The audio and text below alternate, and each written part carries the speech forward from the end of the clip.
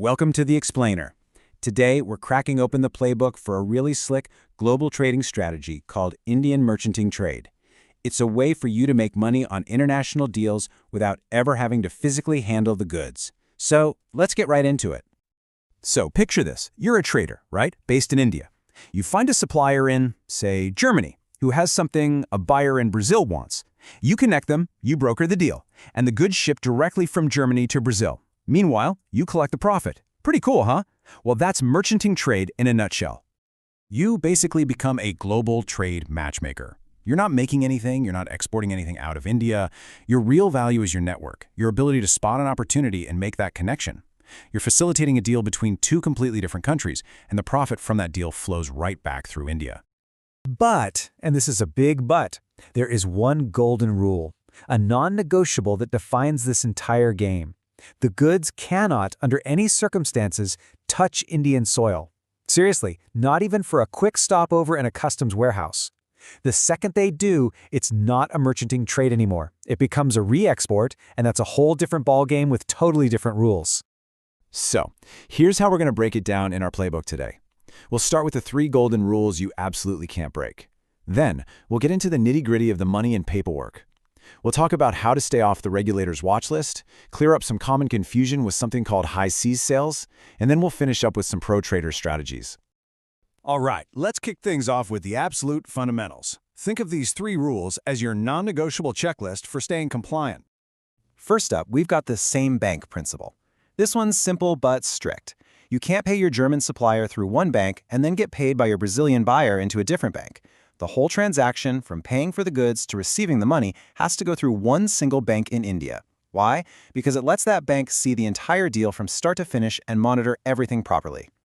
Okay, the second rule is all about this number, 9. So what on earth does 9 have to do with global trade? Well, 9 is the number of months you have to complete the entire transaction. The clock starts ticking the moment you place that order or make your first payment. From that point, you have exactly 9 months to get the final payment from your buyer. It's a strict deadline, and it's there to make sure these deals wrap up in a reasonable amount of time. And the third rule. It might sound obvious, but you have to make a profit. The amount you get from your buyer has to be more than what you paid your supplier. Think about it. India isn't getting any physical goods here. The country's only real benefit is the foreign currency you bring in as your profit margin. So yeah, every single deal has to be profitable. No exceptions. Okay, so we've got the rules down. Now let's get into the mechanics of it all, how the money actually moves and what the paperwork looks like.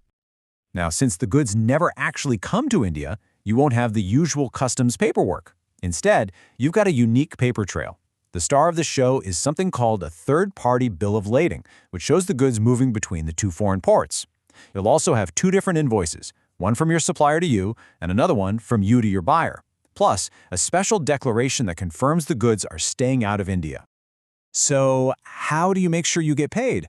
The safest way is with what's called a back-to-back letter of credit. Here's how that works. Your buyer's bank gives you a letter of credit, which is basically a promise to pay. Then your bank in India uses that promise as collateral to issue its own letter of credit to your supplier. It's a fantastic way to manage risk because you're not on the hook to pay your supplier until you know for sure that your buyer's payment is secured. All right, let's talk about a really critical part of this playbook, compliance. Because these deals happen completely offshore, you better believe they are watched very, very closely.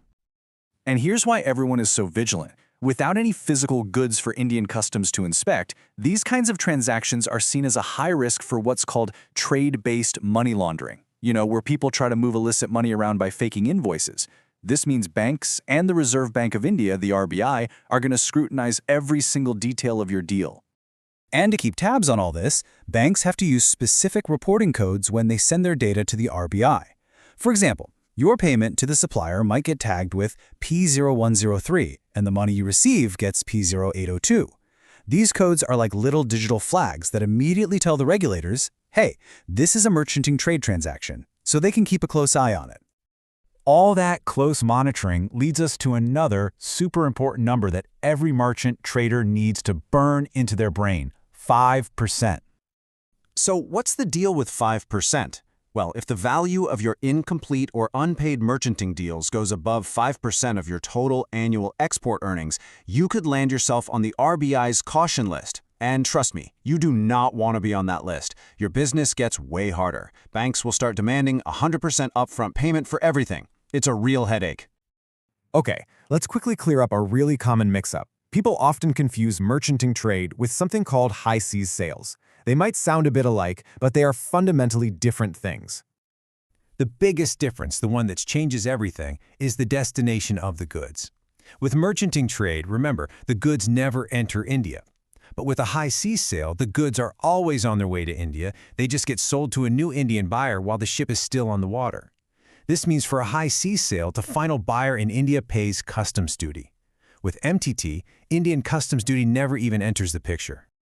All right, let's wrap this up with the Pro Trader's Playbook. Because look, mastering the rules is one thing, but strategically managing the risks, that's what really separates the experts from the amateurs.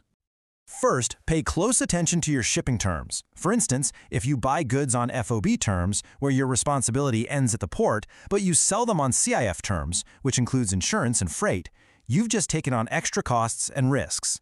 Make sure your profit margin can handle that. Second, if you need to hide your supplier's name from your buyer, you might use a switch bill of lading. But be careful, these are high-risk documents, so you have to confirm your bank is okay with it first. And finally, an obvious one but so important, always run sanctions checks on both countries involved. A deal with a sanctioned country is a deal that's dead on arrival. So there you have it, the complete playbook for Indian merchanting trade.